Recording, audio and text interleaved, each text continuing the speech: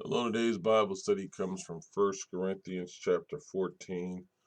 This is a short one, verses 34 through 35, and it reads as follows.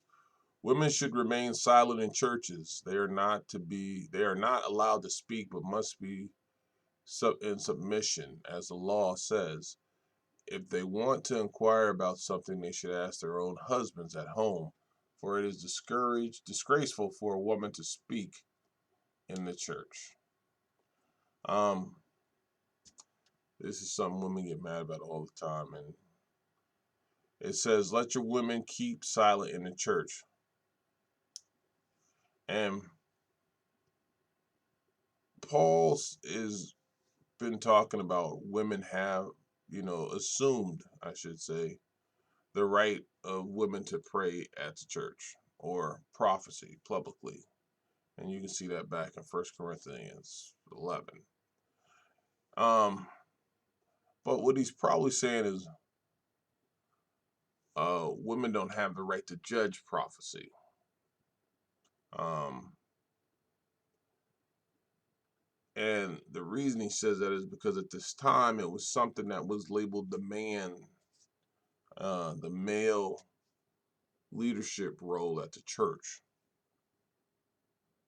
And he's saying instead of women judging it, they should be submissive to it. Um, and that still talks about being submissive to the leadership of that church, judging regarding their words. So then he goes on and says, if they want to learn something, let them ask their own husbands at home. Now, please understand this was back in this time, and this was their world as it was back then.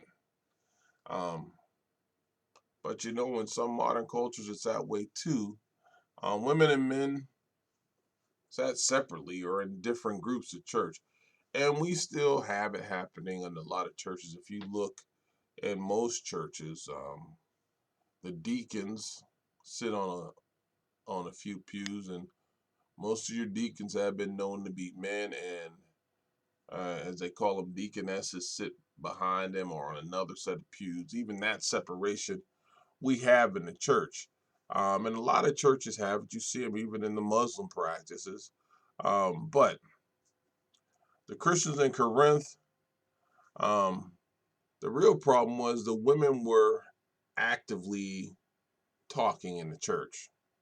And they kept disrupting the word, the way the church was flowing with questions.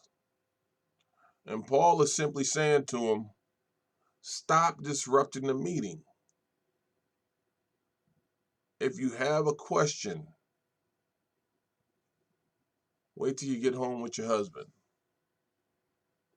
And, we still, like I said, we do still have these custom Jewish synagogues are doing them. I just thought about Robert Heck.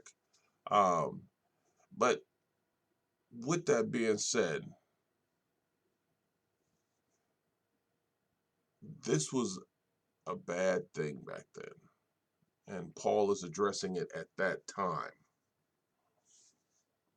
And he says, it is shameful for women to speak in church. Again,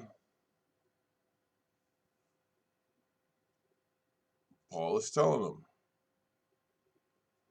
that your conversation, and when he's speaking in this conversation, as he spoke up, as we said earlier, about judging or what was being said, um,